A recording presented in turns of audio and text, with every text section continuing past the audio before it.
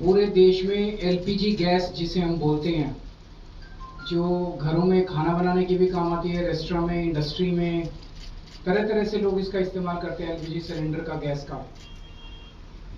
इसकी देश में भारी किल्लत हो गई है और उसका कारण है कि पूरे देश में जितनी डेली प्रोडक्शन होती है उसकी 50% प्रोडक्शन कम हो रही है, 50% प्रोडक्शन कम हो रही है। ये कैसे, मैं आपको थोड़ा समझाता हूँ। हमारे देश में जितनी एलपीजी की खपत है उसका 60% इंपोर्ट होता है और उस 60% इंपोर्ट का 90% स्ट्रेट ऑफ हॉर्मुज से आता है। और स्ट्रेट ऑफ हॉर्मुज अब इंडिया में जितना आता था इंडिया के लिए बंद हो गया, तो 90% इंपोर्ट्स कम हो गए हैं, तो लगभग 50-55% प्रोडक्शन हमारे देश की एलपीजी की कम हो गई है। इसका सबसे ज्यादा खामियाजा इस वक्त इमीडिएटली रेस्टोरेंट्स और होटल बर्दाश्त कर रहे हैं। सरकार ने आदेश जारी किया है कि रेस्टोरेंट और होटल्स को एलपीजी गैस मुहैया नहीं कराई जाएगी। रेस्टोरेंट्स एंड होटल्स एलपीजी की स्टॉक नहीं रख सकते, वो उसको स्टोर करके नहीं रख सकते क्योंकि सेफ्टी कंसर्न्स होते हैं। तो जितने एलपीजी सिलेंडर उनको रोज चाहिए होते हैं उतनी डेली की डेली उनको सप्लाई की जाती है। तो अब एकदम से अगर एलपीजी बंद हो गई तो उनके पास तो 2 दिन का भी स्टॉक नहीं है, 1 दिन का भी स्टॉक नहीं है। इसकी वजह से अब मुंबई में 20% होटल और रेस्टोरेंट बंद हो चुके हैं और लगभग अगले 2 दिन के अंदर 50% रेस्टोरेंट और होटल बंद होने जा रहे हैं। तमिलनाडु में लगभग 10,000 होटल और रेस्टोरेंट्स बंद होने की कगार पे हैं। पंजाब और दिल्ली एनसीआर में हजारों होटल और रेस्टोरेंट्स आने वाले कुछ दिनों के अंदर बंद होने जा रहे हैं।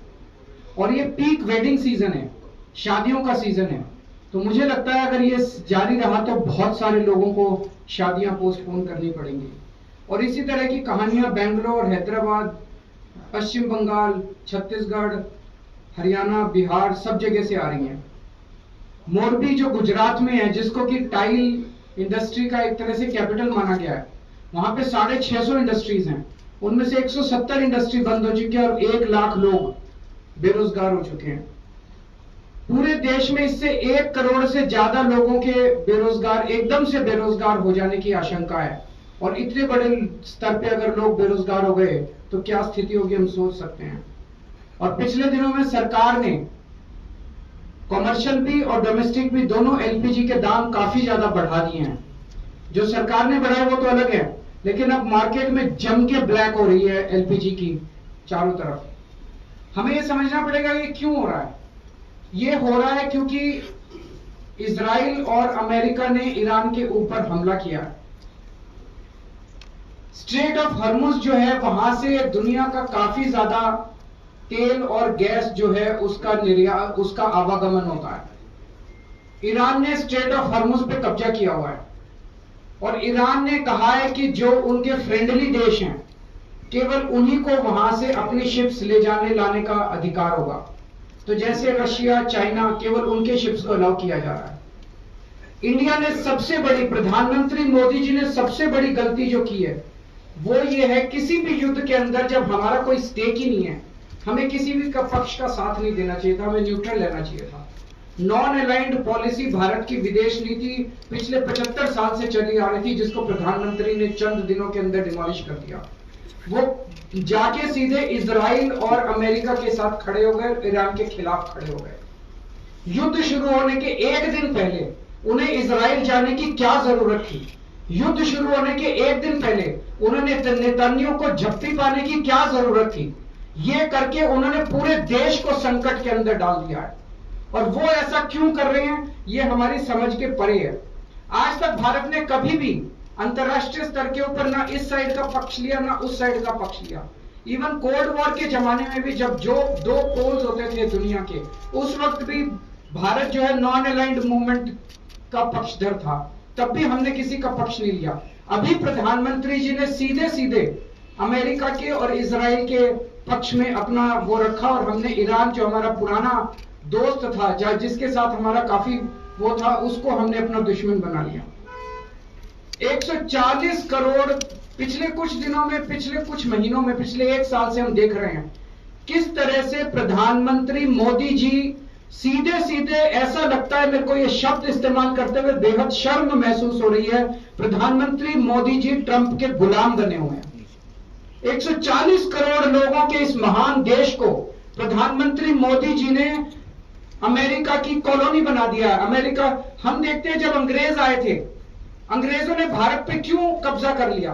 अंग्रेजों ने भारत पे कब्जा किया था क्योंकि उस वक्त हमारे देश के अंदर शासन करने वाले जितने राजा थे वो कमजोर थे, उनको ब्लैकमेल किया जा सकता था, उनको खरीदा जा सकता था, उन पे अटैक करके अंग्रेजों ने कब्जा कर लिया। आज अमेरिका ने हमारे देश पे कब्जा कर लिया है क्योंकि एक तरह से हमारे देश का प्रधानमंत्री कमजोर है, उसको ब्लैकमेल किया जा रहा है। प्रधानमंत्री को किस वजह से ब्लैकमेल किया जा रहा है? एक एक देशवासी का खून खौल रहा है इस टाइम।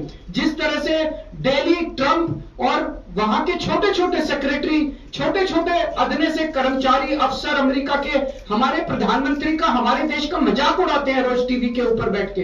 खून खौल उठता है एक भारतवासी का, खून खौल उठता है एक देशवासी का, जिस तरह से हम इतनी जिल्लत और इतनी इंसल्ट महसूस कर रहे हैं। ऐसा हमने क्या किया है? हमारा यही कसूर है कि हमारा प्रधानमंत्री एक कमजोर आदमी है। जो आदेश देते हैं ट्रंप, सर झुका के, जी हजूर करके हमारे देश के प्रधानमंत्री उसको मान लेते हैं। ट्रंप ने कहा अपनी कॉटन ड्यूटी, जो अमेरिका से कॉटन आएगी उस पर ड्यूटी 0 करो। प्रधानमंत्री ने कहा जी हजूर, करते हैं, और कर दी। भारत के सैकड़ों लाखों किसान इसकी वजह से बर्बाद हो गए, लेकिन उन्होंने ट्रंप की सुनी। ट्रंप ने कहा रशिया से ऑयल खरीदना बंद करो, मोदी जी ने कहा जी हजूर, करते हैं। रशिया से ऑयल खरीदना बंद कर दिया। 8 लाख करोड़ रुपए का सालाना नुकसान हुआ इसकी वजह से देश को। 8 लाख करोड़ रुपए का क्यों किया? ट्रंप ने कहा जितना सामान तुम भेजोगे उस पर 18% ड्यूटी लगेगी, और जो अमेरिका से सामान इंडिया आएगा उस पर 0% ड्यूटी लगेगी। मोदी जी ने कहा जी हजूर, करते हैं, और उन्होंने कर दिया। देश के कितने कर्मचारी बेरोजगार हो गए, कितनी इंडस्ट्री बंद हो गई, लाखों करोड़ों किसानों का नुकसान हो गया। और अब उन्होंने इस युद्ध के अंदर ट्रंप का और इजराइल का साथ दिया है। हम ये जानना चाहते हैं कि प्रधानमंत्री जी की क्या मजबूरी है? कुछ तो है ट्रंप के पास, प्रधानमंत्री मोदी जी का, जिस वजह से मोदी जी इतने मजबूर हैं।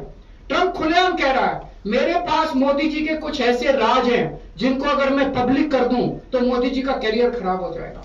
अगर मोदी जी को लगता है कि कुछ ऐसी शर्मनाक बातें हैं ट्रंप के पास जिनको पब्लिक में आने से उन्हें नुकसान होगा, वो इस्तीफा दे दें, पर देश के साथ खिलवाड़ ना करें। कोई और बच जाएगा प्रधानमंत्री। अगर उन्हें अपने जो उनके सीक्रेट्स हैं ट्रंप के पास, उसके पब्लिक होने से डर लगता है, वो इस्तीफा दे दें, पर देश को बर्बाद ना करें। 1947 में हमारा देश आजाद हुआ, उस वक्त हमारा देश इकोनॉमिकली और कई चीजों में बहुत कमजोर था। इसके बावजूद पूरी दुनिया में भारत की एक इज्जत थी, पूरे दुनिया के अंदर भारत का सम्मान होता था। 1971 में जब सीधे सीधे अमेरिका ने धमकी दी थी इंदिरा गांधी जी को, तत्कालीन प्रधानमंत्री को, कि अगर तुमने पाकिस्तान पे हमला किया तो अमेरिका भारत पे हमला कर देगा। इंदिरा गांधी ने अमेरिका की एक नहीं सुनी, हमने पाकिस्तान पे हमला करके बांग्लादेश को आजाद कराया। वो एक जमाना था जब भारत चौड़ा होकर पूरी दुनिया के अंदर चल। आज हमारे देश के प्रधानमंत्री मोदी जी ने भारत का सर झुका दिया पूरी दुनिया के अंदर। हम चाहते हैं कि ये पॉलिसी, फॉरेन पॉलिसी इस तरह की ना की जाए, हमें अमेरिका का गुलाम ना बनाया जाए, ट्रंप के सामने नतमस्तक ना हुआ जाए, और देश की विदेश नीति हमारे भारत के क्या इंटरेस्ट्स हैं उसके हिसाब से बननी चाहिए, ना कि प्रधानमंत्री जी की मजबूरियों और कमजोरियों की गुलाम होनी चाहिए। अगर आपके एक दो प्रश्न। हाँ जी, तो उन्होंने सारा बंद कर दिया ना, सारी होटल बंद कर दिया, सारे इसको रेस्टोरेंट्स को बंद कर दिया। ये कब तक चलेगा? थोड़े दिन के बाद डोमेस्टिक भी बंद करना पड़ेगा। आपके घर में खाना ही नहीं बन पाएगा थोड़े दिन के बाद, कुकिंग गैस नहीं मिलेगी। आज तो इन्होंने शुरुआत इससे की है, थोड़े दिन के बाद इनको डोमेस्टिक भी बंद करना पड़ेगा, थोड़े दिन के बाद तेल भी बंद हो जाएगा। कैसे चलेगा देश? मतलब क्या कुछ प्लान है भारत प्रधानमंत्री जी के पास? देश के सामने प्लान रखें कि आने वाले समय, बस रोज खड़े होकर सरकार कह देती है कोई कमी नहीं है, कोई कमी नहीं है। अरे कमी नहीं है तो ये सारे होटल ऐसे ही बंद हो रहे हैं, सारे रेस्टोरेंट ऐसे ही बंद हो रहे हैं। कमी तो है, बताओ कितनी कमी है, उसको कैसे निपटा जाएगा? हम सब प्रधानमंत्री के साथ हैं, कैसे निपटा जाएगा बताओ तो सही। सर इसके अलावा जो एयर फेयर है वो भी ऊपर जाने का खतरा मंडरा रहा है एयर इंडिया सारी, बिकॉज एनर्जी सेक्टर अगर खराब हुआ तो पूरे देश के अंदर हाहाकार मच जाएगा। एयर फेयर भी बढ़ेंगे क्योंकि फिर वो भी तेल पे निर्भर करता है।